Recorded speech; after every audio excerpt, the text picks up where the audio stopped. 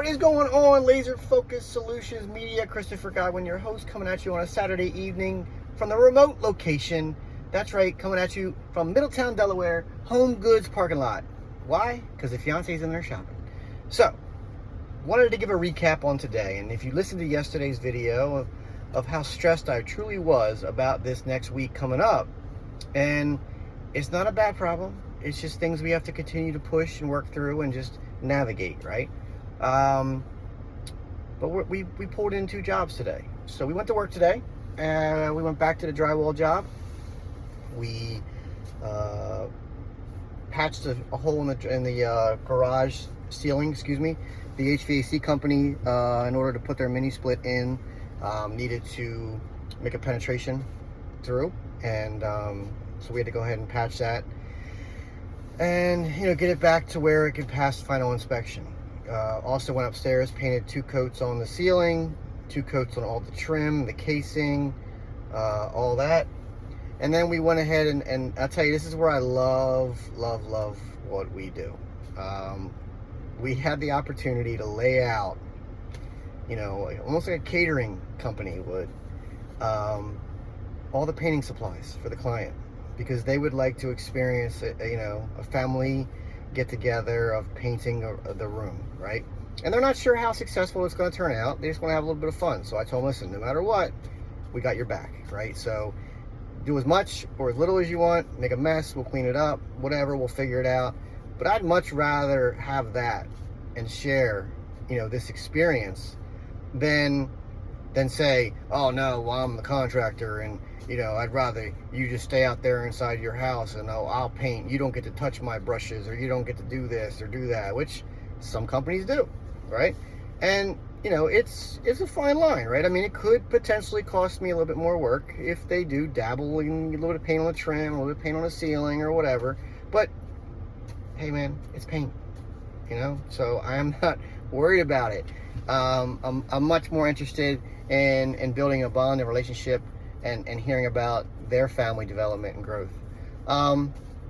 So we went ahead and did all that, threw some paint on the walls, showed the kids and the family, how we roll, how we cut in, and I left everything, the mini roller, the 14-inch roller, the pans, the paint brushes, the paint, everything's there for them to do today and Saturday and to tomorrow, Sunday. I'm not sure we're gonna go back to the location tomorrow. I'm trying to keep this thing moving. So I told, the owners that I may come back tomorrow and just, take over from what they've got going on. Ultimately, I have to be done everything by Wednesday or Thursday because the mini split gets put in. So, I'm giving them an opportunity to do it this weekend. But again, back to the busy week that I have coming up, it might benefit me to come in tomorrow and just wrap that paint job up. So, yeah, it was a success. Funny enough, 3 houses down, I feel like, repeat client, called us and was like, hey, my mom bought a new headboard or moved in and has a headboard or whatever, and we're gonna need that put together. Now, I'd already been out there once before, and that thing kicked my butt, I'm not gonna lie.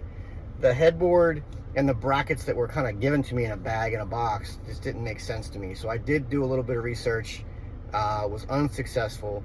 And then weirdly enough, last night I was like, you know what? I'll just go to Home Depot. I'll buy whatever screws and nuts and brackets and whatever hardware I need.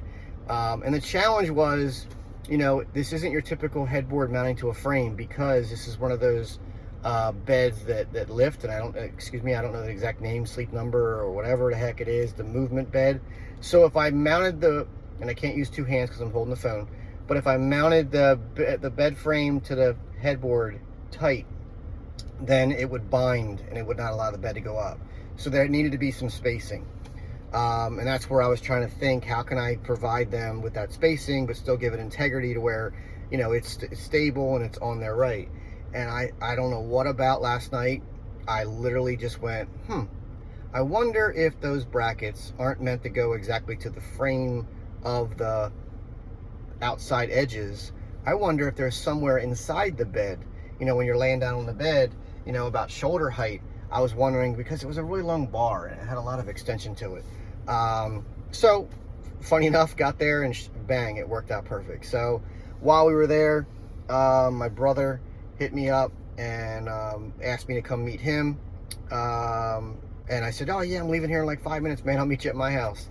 And the customer was like, hey, come with me. I want you to look at something else. So now, we got 2 TV mounts to price out, and do those as well.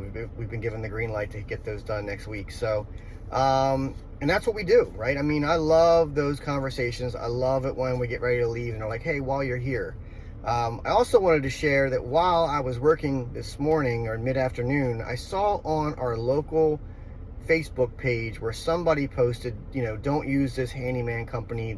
We got burnt, took our money, did disservice, whatever the exact details were. I don't have them from me right now. But man, is that discouraging. And why, right? Why is it discouraging? It's discouraging because I own a legit company. I pay for website, I pay for a phone service, I pay for licensing, insurance, bonding, you name it, I pay for it, right? And it comes at a cost. So when I tell a customer it's going to cost X to do something and they're like, well, you're a handyman. And I just want to pause for a second, okay? I did not want to call myself a handyman. I, for some reason, in my own personal mind, feel like handyman gets that little bit lower than quality type perception, and that's up here in my own mind. So I put out there when I first opened my business that I'm a home improvement, home repair company. But what is that? What is it, right? Do people go on and Google home improvement, home repair? Not so much. They call around and they search for. So I kind of fell into the handyman name and niche, even though I'm personally resistant to it, because I don't want to be known as the average person in a truck. I don't want to be known as the person that isn't a master of a trade, right? I want to be known as somebody who does quality work and does smaller jobs that can lead into bigger things. And I want to build a relationship with the clients to where they know I'm their resource. That's why Laser Focus Solutions was called Laser Focus Solutions. I want to be the trusted advisor that can bring the solutions to your door. So in this mini split job that I'm doing, in this room that I'm finishing and everything else, I had to pull the permits for the work, but so did the electrician that I had, that I turned the customer over to. So did the HVAC company that I turned the customer over to. So we're all working together for the customer, right? So it bothered me when I heard another handyman or home repair company or just company in general not doing our community a solid service. Again, I got done at 4 o'clock today.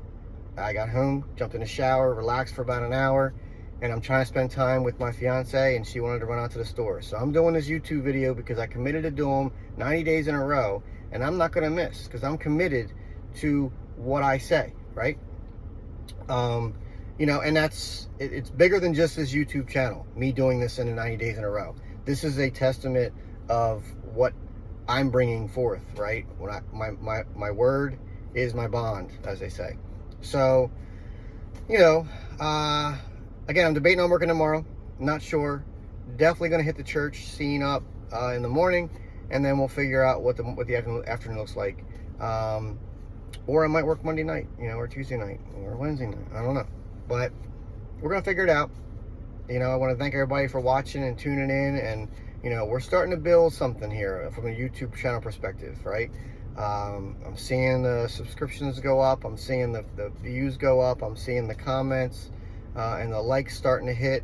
So we're early in this process, and I'm not naive to that. This is a long game, okay? But also the purpose of this video, this channel, is just to create credibility for my brand of Laser Focus Solutions, which is my home repair company based out of Middletown, Delaware. I want people to know that I'm out here on a Saturday night and I'm fully committed and invested in talking about and the struggles that go on in a business owner's mind and such, because it's real. It's not, I don't clock out, you know what I mean?